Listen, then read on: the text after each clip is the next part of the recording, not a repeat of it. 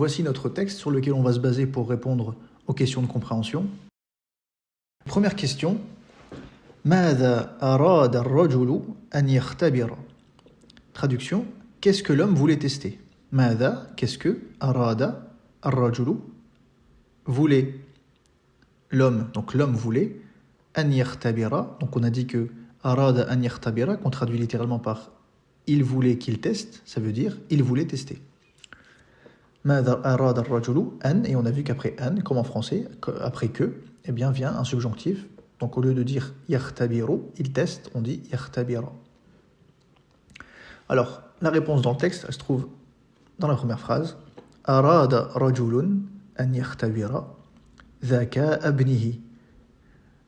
Un homme a voulu tester l'intelligence de son fils.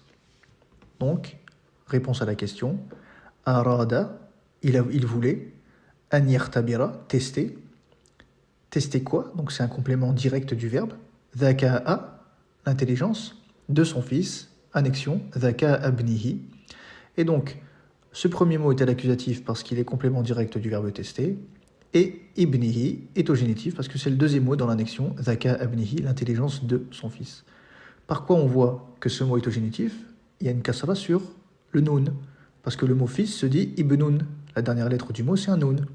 Cette lettre ici, c'est le pronom suffixe pour dire que c'est son fils à lui. Son fils, de manière isolée, on dirait ibnuhu. Ici, ibnihi, parce que ibn est au génitif. Et on a vu que le pronom suffixe hu, hum et hun, eh bien, prenait une kasra sur le ha lorsqu'il est attaché à un mot qui est au génitif. Donc on ne dit pas ibnihu, mais on dit ibnihi. La modification se fait aussi sur le pronom suffixe. Deuxième question. Kam qirshan a'ta ar-rajulu libnihi.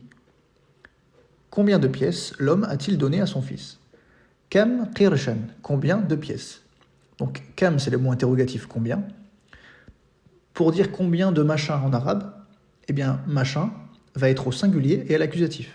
Donc c'est le cas de pièce, le mot pièce, singulier et accusatif. On a dit donc une pièce se dit qirshun, accusatif qirshan. Kam qirshan a'ta ar-rajulu, a donné l'homme, c'est le sujet du verbe, on le voit par la présence de la damma ici, il est au cas nominatif. Li ibnihi, donc libnihi, lorsqu'on fait la liaison. Li, c'est pour dire à qui on donne. Ici ibnihi. Après li vient un mot génitif, et donc on retrouve la structure de tout à l'heure, ibnihi, qui est ibnuhu, qu'on a décliné au génitif. Donc la réponse à cette question, elle se trouve ici.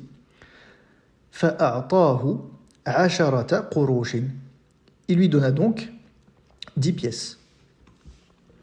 أَعْطَاهُ عَشَرَةَ قُرُوشٍ.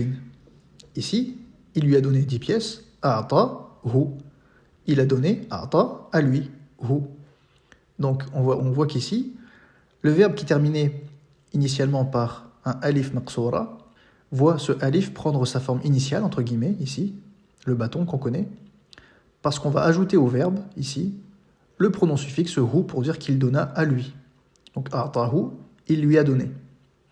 Il lui a donné quoi? Donc ce qui va venir après, c'est à l'accusatif, asharata. Et avec 10, le nombre qui est compté se met au génitif pluriel, qurushin. Il lui a donné 10 pièces. Dans cette vidéo, j'ai corrigé 2 questions de compréhension sur ce texte. Si tu veux la suite, c'est disponible sur mon site, arabium.fr. Là-bas, tous les mois, je publie un texte complet avec tout ce qu'il faut pour progresser. La traduction en couleur, la conjugaison des verbes. On décortique tous les verbes avec un fichier qui contient les caractéristiques du verbe, sa racine, ses significations et sa conjugaison. Et pour chaque texte, il y a aussi une dictée audio qui est corrigée pour travailler l'écoute.